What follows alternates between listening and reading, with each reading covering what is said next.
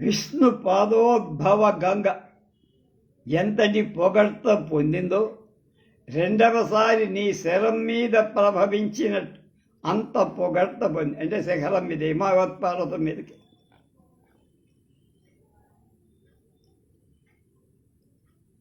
వ్యాపకో మహిమాహరే త్రివిక్రమోజ్జత స్యాత్ సతు స్వాభావిక తిర్యకుదోర్ధ్వం అధశ్చాచ్చ.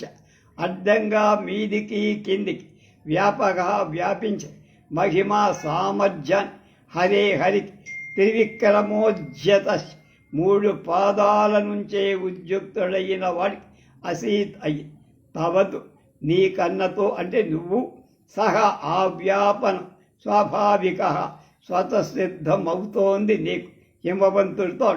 ఎప్పుడో హరి త్రివిక్రమ అవతారం ధరించినప్పుడు అప్పుడు వ్యాపకత్వం తెచ్చుకోబడి నీకంటూ స్వభావం. అప్పుడు వామనావతారంలో విష్ణుమూర్తి భుజాం మధ్యే విదమాతు ఉచ్చైర్హిరణ్మయం శృంగం సుమేరోర్ వితధీకృతం. యజ్ఞభాగభుజాం మధ్య యజ్ఞభాగాలను భుజాం భుజించేటువంటి వాడు పదం స్థానాన్ని అతస్తుష ఉంచిన త్వయా నీచే సుమేరో మేరు పర్వతం ఉచ్చై ఉన్నతాన్ని హిరణ్మయం శృంగం బంగారు శిఖరంకల ప్రాధాన్య వితదధీకృతం వ్యర్థం చెయ్యబడి యజ్ఞభాగస్థులైన ఇంద్రాదులతో కూడా నీ పాటు నీకెప్పుడు లభ్యమైందో అప్పుడే మేరు యొక్క బంగారు శిఖరాల గౌరవం పరిగణింపబడదు. అంటే మేరువు కంటే నువ్వు గొప్పవాడు అయ్యావు. కాఠిన్యం స్థావరే కాయే భవతా సర్వమర్పితం ఇదంతు తే భక్తి నమ్రం సతామారాధనం వపు. భవతా నీచే కాఠిన్యం సర్వం కఠినత్వమంతా స్థావరే కాయే అంటే స్థావర శరీరంలో అర్పితం ఉంచబడి సతాం సత్పురుషుల ఆరాధన పూజా సాధనమై తే ఇదం వపు నీ శరీరం భక్తి నమ్ర భక్తి చేత వంగిందయ్యా అంత ఎత్తున్నా అని. నీ చేత కఠినత్వమంతా శిలలో ఉంచబడి సదా ఆరాధనకై నమ్రత్వం నీ శరీరం చేత ధరించబడి పూజ్యుల మీద నువ్వు చాలా వినయంగా ఉంటావు అని అర్థం. తదాగమన కార్యం నః శృణు కార్యం తదైవ తత్ శ్రేయ సాముపదేశాత్ వయమత్తాంశభాగ్య తత్ ఆకారణం నహ మా యొక్క ఆగమన కార్యం రాక అనే ప్రయోజనం శృణు మేమెందుకు వచ్చామో చెప్తావి. తత్ ఆకార్యం తదైవ నీచే తవైవ నీచే వయంతు మేమంటే శ్రేయసాం ఉపదేశాలు కళ్యాణము యొక్క బోధ వలన అత్ర ఈ విషయంలో అంశభాగ్యన ఒక అంశాన్ని కూడా పొందేవారు. ఇది కళ్యాణకారకమైన విషయం. మేమేదో అందులో నిమిత్త మాత్రులం కనుక మా రాకకు కారణం విను. ఆ కార్యం నీదే. మేము అందులో ఒక చిన్న రేణువు లాంటివ అంశం అన్నమాట. అనిమాది గుణోపేత అస్పృష్ట పురుషాంతరం శబ్దం ఈశ్వర ఇత్యుచ్చై సార్ధచంద్ర బిభక్తి ఎవడి చేత అనిమాది గుణముతో కూడిన అస్పృష్ట పురుషాంత ఇతర పురుషులకు దాకా తాకనటువంటి ఉచ్చై ఈశ్వరుడైనటువంటి శబ్దాన్ని సార్ధచంద్ర అర్ధచంద్రయుక్తం అవుతాడు.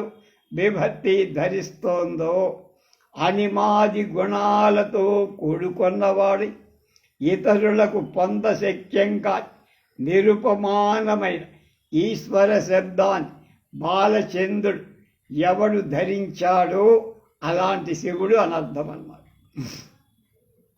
కలితాన్యోన్య సామర్థ్యై పృథివ్యాధిభిరాత్మభి ఏనేదం ధయతే విశ్వం ధ్వర్యైర్యానవి నవివాధ్వని.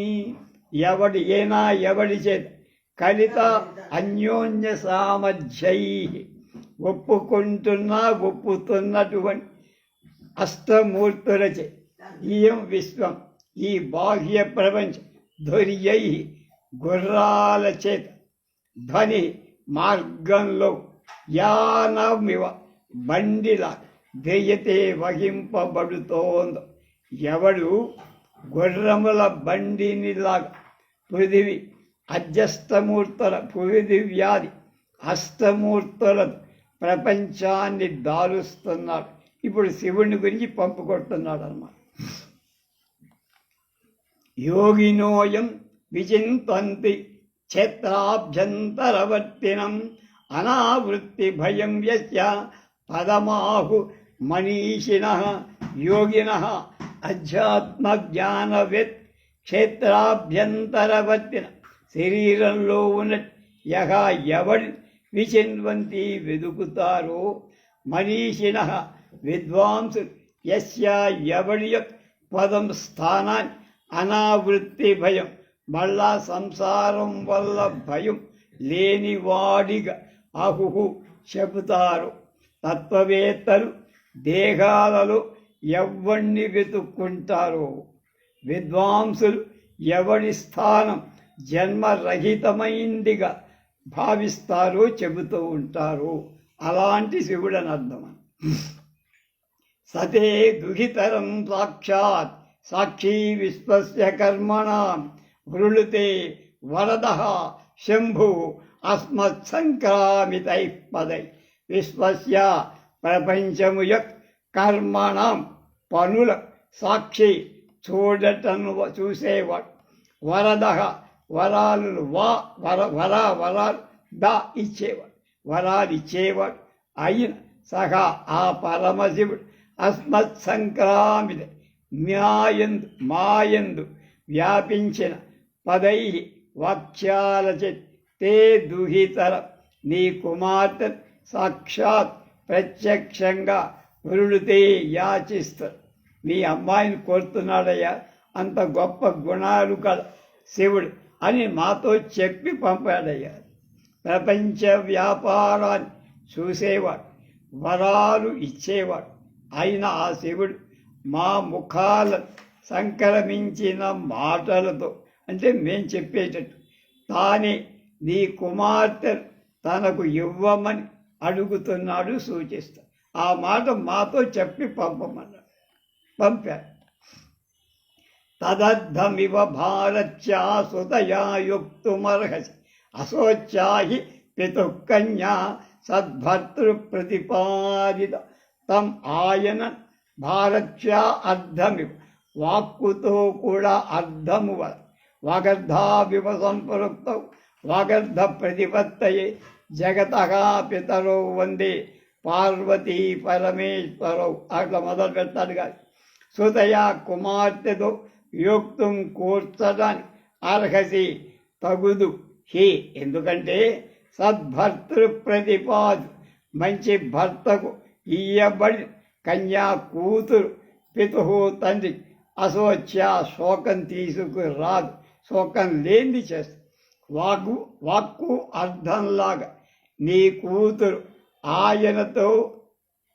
ఆయనకిచ్చి పెళ్ళి మంచి వరుడికిచ్చిన కన్య విషయంలో ఇక మళ్ళీ విచారం అంటూ ఉండదు, బాధపడక్కల. యావంచేతాని భూతాని స్థావరాని చరాణి చ మాతరం కల్పయంచేవా ఈశో హి జగతః పిత. స్థావరాని చ కదలేవి నీతాని భూతాని భూతాలు యావంతి అన్నీ కదిలేవి కదలని అవే స్థావర జంగమ. ఏనామి ఈ నీ కొమరిత మాతరిం కల్ప తల్లిని చేసుకొనుగా హి. ఎందుకంటే ఈశ శివుడు, జగత జగత్తు, పితా తండ్రి. కనుక నువ్వు ఆ అమ్మాయిని, మీ అమ్మాయిని ఆయనకి ఇస్తే సర్వ ప్రపంచాన్ని సావర జంగమాలు ఆమె తల్లి, ఆయన తండ్రి అవుతారు. ఆ భాగ్యం లభిస్తుంది మీ అమ్మాయికి. ప్రణమ్య శితికంఠాయ విబుధాంతరదంతరం చరణౌ రంజయన్ పంస్యా చూడామణి మరీచిభిః. విబుధాః దేవత శితికంఠాయ ఈశ్వరుడి కొరకు ప్రణమ్య మృక్.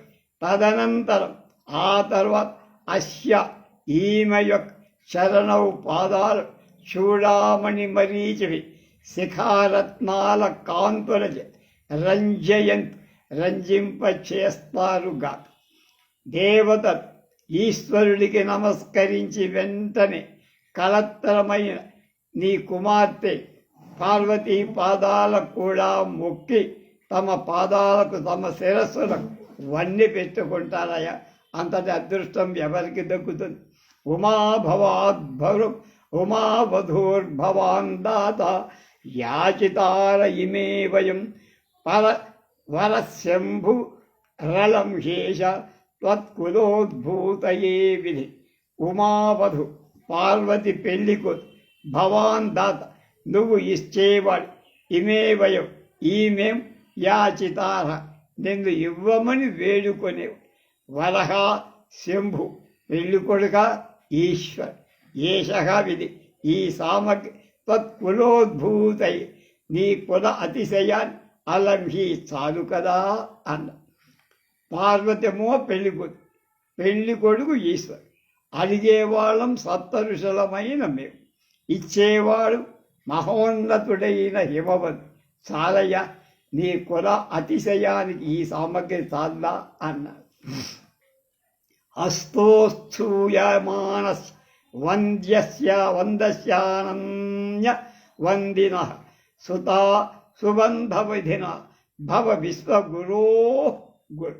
అస్తు స్తుతింపని వాడై, స్థూయమానస్ స్తుతింపబడుతుంది, వంద్యస్య మొక్కబడేవాడై, అనన్యనందిన ఇతరులకు మొక్కనివాడు, విశ్వగురు జగత్తుకు తండ్రి ఆ శివుడికి సుతా సంబంధ విధిన పుత్రుణ్ణి ఇవ్వటమనేటువంటి బంధంతో గురువై భవ అవు అన్నారు. ఏమయ్యా, ఒకరిని పొగడకుండానే తాను పొగడబడేవాడు, ఒకళ్ళకి నమస్కరింపకుండానే తాను నమస్కారాలు అందుకునేవాడు. జగాలకు తండ్రి అయినటువంటి శివుడికి నీ కూతుర్నిచ్చే కార్యక్రమం చేత మామగారు అవటించి నీ గౌరవం 1000 రెట్లు పెరుగుతోంది అన్న. ఏవం వాదిని దేవర్షౌ పార్శ్వే పితురధోముఖి లీలా కమలపత్రాన్ని గణయామాస పార్వతి. దేవర్షౌ ఏవం వాది దేవఋషి ఈ విధంగా అంగీరస మహర్షి చెప్పాడు కదా, పలకగా పార్వతీ గౌరీదేవి తండ్రి యొక్క పార్శ్వభాగంలో అధోముఖి తలవంచుకొన్నదై లీలా కనుల విలాసపు పద్మరేకులుగా గణయామాస లెక్క పెట్టా. అంగీరసుడు ఆ విధంగా చెప్పేట తండ్రి పక్కన కూర్చొని తల వంచి విలాస పద్మపు రేకులను లెక్కిస్తుందంటే సంతోషాన్ని దాచుకోలేకపోతోంది. శైల సంపూర్ణ కామో మేనాముఖము బ్లైక్షత ప్రాయేణ గృహిణీ నేత్రా కన్యార్థేషు కుటుంబిన. శైల హిమవంతు సంపూర్ణ కామో సిద్ధేచ్ఛ కలవాడు అంటే ఇచ్ఛ సిద్ధించినవాడు. మేనాముఖం ఉదైక్షత భార్య అయిన మేనకాదేవి ముఖాన్ని చూశారు. ప్రాయేణ తరచుగా కుటుంబిన గృహస్థులు కన్యార్థేష్ కూతుండ్ర పెళ్లి విషయంలో గృహిణీ భార్యకు కళ్ళు కలవ భార్యని సంప్రదించకుండా చెయ్యరు. ఆనాడు అంతే. హిమవంతుడిని పూర్ణంగా శివుడి కుమార్తెలు ఇవ్వటానికి ఇష్టం ఉన్న మేనక ఏమంటుందో అని ఒకసారి ఆమె ముఖం ఎందుకంటే తరచుగా గృహస్థులు కంజకల కార్యాలను ఇల్లాండ్ర వల్ల తెలుసుకో ఆమె మనస్సులో కూతురు మనస్సులో ఏముందో చెప్పాల్సింది తల్లి కలక. నేనేవానాపి తత్సర్వం పత్యు కార్యమభీప్సితం భవంచన్ వ్యభిచారిణ్యో భర్తురిస్తే పతివ్రత. నేనాపి మేనకాదేవి పత్యు అభీప్సితం త్వం కార్యం భర్త యొక్క ఇష్టమైన ఆ కార్యమన్ నేనే ఇష్టపడింది. పతివ్రతలైన స్త్రీ భర్తల ఇష్టంలో అవ్యభిచారికిన తప్పని వాళ్ళు కాదన్న వాళ్ళు అవ్వకుండా ఉంటారు, భవంతి అవుతారు. మేనకాదేవి కూడా భర్తకు ఇష్టమైన ఆ పనిలో ఇష్టపడింది అంటే ఒప్పుకుంది, శివుణ్ణి అల్లుడిగా చేసి. పతివ్రతలైన స్త్రీ పెరిమితికి ఇష్టమైన దానికి అడ్డుపడరు. ఇదం అత్రోత్తరం న్యాయమితి బుద్ధ్యా విమృశ్య సహ అదయే వచసామందే మంగళాలంకృతాం సుతాం. సహా హిమవంత్ వచసాం అంటే మాటల యొక్క చివరలు. అత్ర ఈ విషయంలో ఇదం ఉత్తరం న్యాయ ఈ ప్రత్యుత్తరం న్యాయమందని ఇది బుద్ధ్యా విమృత్య అలా బుద్ధి చేత యోచించి మంగళాలంకృత శుభంగా అలంకరింపబడి సుతాం కుమార్తె ఆననే స్వీకరి. ఆ అంగీరసుడి మాటల వల్ల మంచివిగా శుభంగా అలంకరించుకొని కూతురు చేతులతో పట్టుకున్నాడు. ఏహి విశ్వాత్మనే వచ్చే భిక్షాసి పరికల్విత అర్థినో మనయ ప్రాప్త గృహమేధి ఫలం వయ. వచ్చేవో అమ్మాయి, ఏహి ర త్వం నువ్వు విశ్వాత్మనే ప్రపంచరూపుడైన శివుడి భిక్షా పరికల్ అసి భిక్షగా నిర్ణయింపబడిన దానివయ్య. అర్థిన యాచించేవాడు మునయ మయా నాచేత్ గృహమేది ఫలం గృహస్థుడి ప్రయోజనం ప్రాప్తం పొందవు. అమ్మాయి రా, నిన్ను ఈశ్వరుడికి ఇవ్వాలని అనుకో. మునులు అడగటానికి వచ్చి నాకు గృహస్థ ధర్మం లభ్యమైంది కనుక అందరి కార్యం తీరి. ఏ తావదుక్వా తనయ ఋషి వాఘమహీధర ఇయం వమతి స్వహా సర్వాన్ త్రిలోచనవధూరి. మహీధర యమవంత్ తనయాం కూతుర్ని ఏతావత్ కృత్వా ఇంత మాత్రమే చెప్పి ఇయం త్రిలోచనవధు ఈ త్రినేత్రుడి భార్య సహా సర్వాన్ మిమ్మల్ని అందరినీ నమతి నమస్కరిస్తూ ఇది అని ఋషులతో పలుకుతారు. అలా కూతురి గురించి చెప్పి మునులతో ఇదే శివపత్ని మీకందరికీ నమస్కరిస్తోంది మా అమ్మాయి అయిన శివపత్ని. ఈప్సితార్థం క్రియోతారం తే అభివంజ గిరేర్వచ ఆశీర్భిరే భయామాసు పురః పాకాభిరంబితాం. తే ఆమును ఈప్సితార్థ క్రియోదార్ ఇష్ట అర్ధచరణం గొప్పది అయి గిరేహ వచనం అభివంజ హిమవంతుడి యొక్క మాటను అంగీకరించి పురః పాకాభి అభిభి వెంటనే ఫలింపదైన ఆశీర్వచనాదులది అంబికాం గౌరీదేవి ఏధయామాస్ వృద్ధిపడి. మునులు హిమవంతుని మాటలు సంతోషించి పార్వతీదేవికి వెంటనే ఫలాలు ఇచ్చే ఆశీర్వాదాలు చేశారు.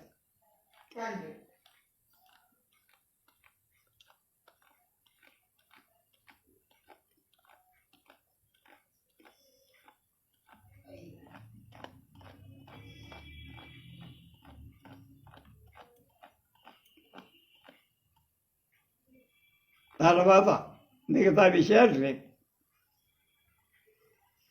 ఇప్పుడు విద్వాన్ విశ్వం గారి అనువాదం.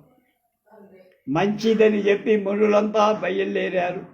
శివుడు తాను చెప్పిన ఎక్కడికి చెప్పాడో అక్కడికి వెళ్ళిపోయారు. పదం ఎక్కడి నుంచి వచ్చాడు అక్కడ. సప్తర్షులు వినీలాకాశంపై ఎగి మనోవేగం ఓషధ ప్రస్థం చేయడం. సర్వసంపన్నలమై నిలయమై అలకాపురినే కొని తీసుకొచ్చి స్వర్గంలో పట్టక మిగిలిపోయిన జనం కోసం ఇక్కడ ఉంచారా అన్నట్లుగా ఉంది హిమవంతుని పట్టు. దాని చుట్టూ గంగా నది పాటు, దాని కోటలో ఓషధులు వెలుగుతుంది. అనేక మండల ప్రాకారాలతో ఉన్న ఆ పురి లోపల కూడా చాలా అందంగా ఉంది. అక్కడి ఏనుగు సింహం భయం లేదు. అక్కడి అశ్వాలు బెలంలో పుట్టి, అక్కడి పౌరులు యక్షులు కింపురుషులు, అక్కడి స్త్రీలు వలలేవు. అక్కడి ఇళ్లపై మబ్బులు ఆడుతూ ఉంటాయి, రాసుకుంటూ. వాటి ఉరుములకు ప్రతిధ్వనులా అన్నట్టుగా ఇళ్లలో మధ్యల ధ్వనులు వినిపిస్తూ. అక్కడ కల్పవృక్షాల కొమ్మలపై వేలాడుతున్న అంశుకాలే పౌరుల ప్రయత్నం అక్కర్లేకుండానే గృహ యంత్ర పతాకాల ఉప్పుతుంది. అక్కడ స్ఫటికమణి నిర్మిత ప్రాసాదాల పానగోష్ఠీ ప్రదేశాల నక్షత్రాల ప్రతిబింబాలు పడి పుష్ప ఉపహారాల కలప. అక్కడ రాత్రులలో ఓషధులు దీపాలలా వెలుగుతుండటంతో దుర్దినాలలో కూడా అభిసారికలకు దీపం అక్కర్లేక అక్కడి వాళ్ళ వయస్సు యవ్వనంతోనే ఆగిపోదు. అక్కడ మన్మధుడు తప్ప మరొక మారకుడు లేడు, చంపేవాడు. అక్కడ రతిఖేద సముత్పన్నమైతే నిద్ర ఒక్కటే తెలివి తప్పినట్టు. మరొకప్పుడు వాళ్ళకి మైమరపే కలగదు. అక్కడి ఆ అస్థిరు పొల అలుకల బొమ్మ ముడులు పెట్టి పెదవులు అదురుతుండ కోమల తర్జనాలను బెదిరిస్తూ ఉంటే ప్రియులు పాప వాళ్ళ అనుగ్రహం కోసం ప్రార్థిస్తూ మోకాళ్ళ దండా వేస్తారు. అక్కడి పాఠశాలులు విద్యాధరులు వారు కల్పవృక్షాల నీడలో నిద్రిస్తూ ఉంటారు. ఆ ఊరికి ఉద్యానంగా బయట సుగంధబంధురమైన గంధమాదన పర్వతం ఉంది. అలాంటి ఓషధ ప్రస్థాయి ఆ దివ్యలు చూసి అయ్యో పుణ్యఫలంగా స్వర్గాన్ని నిర్దేశించి సుకృతాత్మల దైవం వంచిందా అని కించపడేవారు. అగ్నిజ్వాలలు చిత్రించినట్టు నిటారుగా ఉన్న జడలతో వాళ్ళు ద్వారపాలకు తలెత్తి చూస్తుండగా హిమవంతుడి భవనంలో దిగ.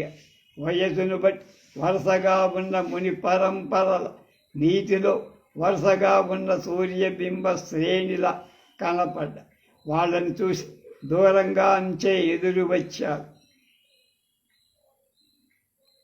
హిమవంతుడు గురు పాదాఘాతాలతో భూమిని కొంగ చేస్తూ పూజా ద్రవ్యాలు చేకొని వాళ్ళని సమీపి ధాతు తామ్రమైన అధరం కలవాడు ఉన్నతుడు దేవదారు మహాబాహుడు సహజ శిలావక్షుడు అయిన ఆయన హిమవంతుడని అర్థమవుతాడు. ఆయన విధి విధాన యుధంగా ఆ పరిశుద్ధ చరిత్రలకు సత్కరించి స్వయంగా దారి చెబుతూ అంతఃపురంలోకి తీసుకెళ్ళి అక్కడ వారిని వెత్తల ఆసనాలపై కూర్చుండవి. తాను కూర్చొని హిమవంతు అంజలి ఘటించి ఇలా మబ్బు పట్టకుండా వాన వచ్చారు, పువ్వు కనిపించకుండా కాయకాసిన, అనుకోకుండా లభించిన మీ దర్శనం నాకు ప్రతిభాసిస్తాం. మీ అనుగ్రహం వల్ల మూఢుడు బుద్ధుడైనట్టు, ఇనుము బంగారమైనట్టు, నేలనున్నవాడు స్వర్గాన్ని అధిరోహించినట్టు నేను ధన్యున్నైనట్టు భావిస్తాను. నేటి నుండి తమ పాప పరిహారార్థం సర్వభూతాలు నన్ను చేరుకోగలరు. మీరు మెచ్చుట చేత అంటే రావటం చేత ఈ తాగు తీర్థమైంది. నేందే రెండు నన్ను పావనం చేసినట్టు భావిస్తాను. ఒకటి, నా తలపై గంగా నది పడు. రెండు, మీ అడుగులు కడిగిన నీరు నా తలపై చల్లుకో. ఈ రెండే నన్ను పవిత్రం చేసి నా స్థావర రూపమై ఈ పర్వతంపై తాము పాదాలు మోప జంగమ రూపుడనైన నాతో మీరు దాసుడిగా ఏదో పని మీద వచ్చారు. ఈ విధంగా రెండుగా ఉన్న నాపై తమ అనుగ్రహం పూర్తిగా ఉందని నేను భావిస్తాను. దిశాంతాల దాకా వ్యాపించిన నా అంగాలు కూడా మీ రాకతో నాలో ఉద్బుద్ధమైన సంతోషాన్ని భరించలేకపోతే మహాకాంతియుతులైన మీ దర్శనంతో నా కొండ గుహలోని తమస్సు మాత్రమే అపాస్తం అంటే పోలా, నాలోని రజస్సు కూడా నాశనమైపోయి. మహానుభావులారా, మీకు నాతో కావాల్సిన పని ఏమీ ఉన్నట్టు నేను అనుకోను.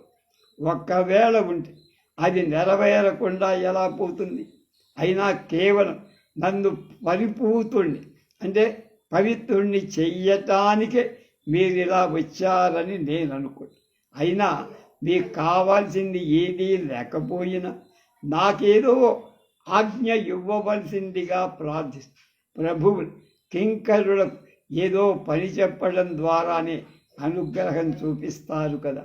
ఇదిగో మీ ముందు నేనున్నా, ఇదిగో ఈ పక్కన నా భార్య, మా వంశానికి ప్రాణమైన అదిగో నా కూతురు గౌరీదేవి పాలు. మా ముగ్గురిలో మీకు ఎవరితో ఏ పని కావాలో సెలవు.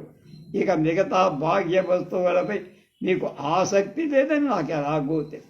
అవి కావాల్సిన లెక్కలేనంతుంది ఇస్తా అని హిమవంతుడు ఆ మాటలే కొండ గుహాంతరాలోకి ప్రతిధ్వని 2 మార్లు అన్నట్టుగా అప్పుడు ఆ ముడు సంభాషణాదులతో అగ్రణి అయిన తమలోని అంగిరసుని మాట్లాడవలసిందిగా కోరారు.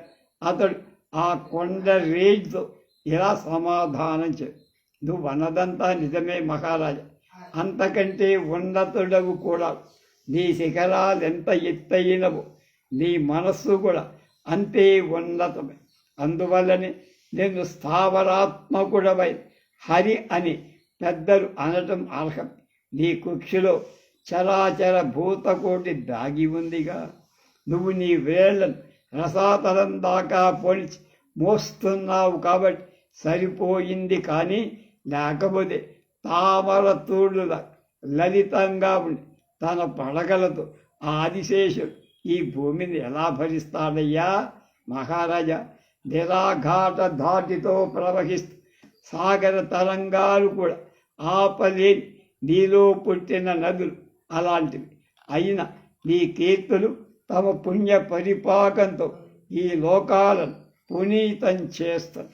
తొలుత ఆకాశగంగ విష్ణు పాదోద్భవయై ఎంతగా ప్రస్తుతికెక్కిందో అలాగే రెండవసారి ఉన్నత తిరస్కుడవై నీ నుండి ప్రభవ మంది కూడా అలాగే ఆకాశంబున నుండి శంభుని శరంబుండి అస్తోకాంబు అందుండి సుశ్లోకంబైన హిమాద్రి నుండి అది కనుక ప్రభవ మంది అలాగే శ్లాఘవ త్రివిక్రమ అవతారం తాల్చిన హరి మహిమ పైకి కిందకి పక్కలకు మరి నీకే మహిమా వ్యాప్తి సహజమై సర్వదా సామ.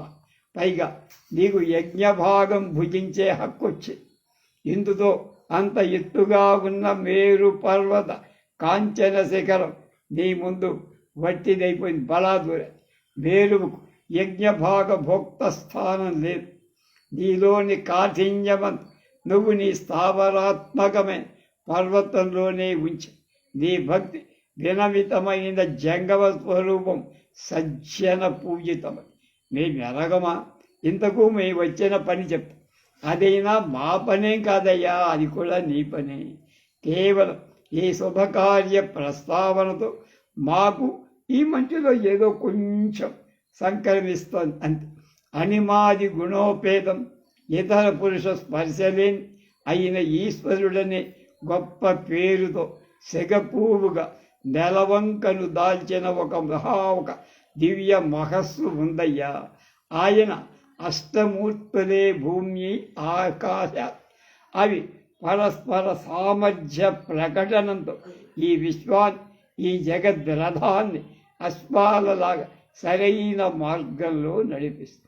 తమ శరీర అభ్యంతరాలలో ఉన్నాడని ఆ ఈశ్వరుణ్ణి యోగులు అంతశ్చక్షువులతో వెతుకుతూ ఆయన దాపును చేరుకుంటే ఇక వాళ్ళకి సంసారంలో పడాల్సిన అవసరం లేదని పెద్ద విశ్వకర్మ సాక్షి స్వయంగా నీ కూతురును కోరి వరించారు.